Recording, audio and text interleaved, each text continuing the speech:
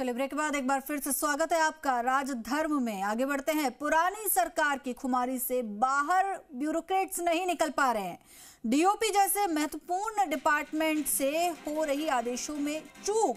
DOP ने निकाले थे 3 आईएएस के सीएमओ में अस्थायी रूप से लगाने के आदेश और डीओपी ने इस आदेश की प्रतिलिपि अलग अलग जगह भेजी। विशिष्ट सहायक, निजी सचिव, समस्त मंत्री और मुख्यमंत्री को प्रतिलिपि भेजी गई, लेकिन अभी तक भजनलाल सरकार में मंत्रिमंडल का गठन नहीं हुआ है। अभी सिर्फ मुख्यमंत्री और उप मुख्यमंत्री ने शपथ ली है, लेकिन इस आदेश की कॉपी में उप मुख्यमंत्री को प्रतिलिपि ही नहीं भेजी गई। क्या नई सरकार के नए आदेशों में भी कॉपी कट पेस्ट हो रहा है?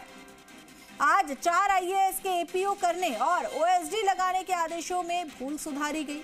आज मंत्रियों को हटाकर उप मुख्यमंत्री को भेजी गई आदेश की प्रतिलिपि।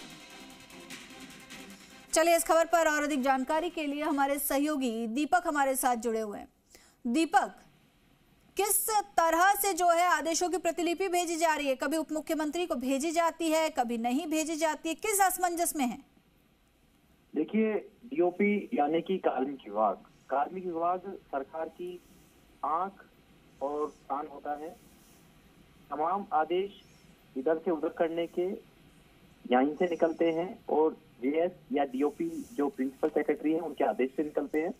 लेकिन आप जो तस्वीरों में यदि आदेश की कॉपी है तो उसमें 3 नंबर से जो कल आदेश निकला, सरकार बदलने के साथ पहला आदेश था सरकार का। ये मानते हैं कि जैसी शपथ हुई और शपथ होने से पहले पदभार ग्रहण करने से पहले मुख्यमंत्री भजनलाल शर्मा का ये कह सकते हैं कि नई सरकार का पहला आदेश और पहली सरकार में एक बड़ी चूक यहाँ पर देखने को मिली है। या कह सकते हैं कि ये जो अफसर है या जो उस डिपार्टमेंट के जो कार्मिक है वो अभी कॉपी कट पेस्ट से बाहर निकल नहीं पाए हैं, इसलिए ये बड़ी चूक हुई है। जो कि कल 3 अस्थायी तौर पर सीएमओ में बड़ी जिम्मेदारी दी थी और मुख्यमंत्री के प्रिंसिपल सेक्रेटरी बतौर और सेक्रेटरी और जेएस बतौर जिनको जिम्मेदारी सौंपी गई थी, उनके आदेशों में ये सबसे बड़ी चूक मानी जाती है कि 3 नंबर से जिनको प्रतिलिपि भेजी गई उसमें विशिष्ट सहायक और निजी सचिव, समस्त मंत्री और राज्य मंत्री राजस्थान जयपुर का जिक्र है।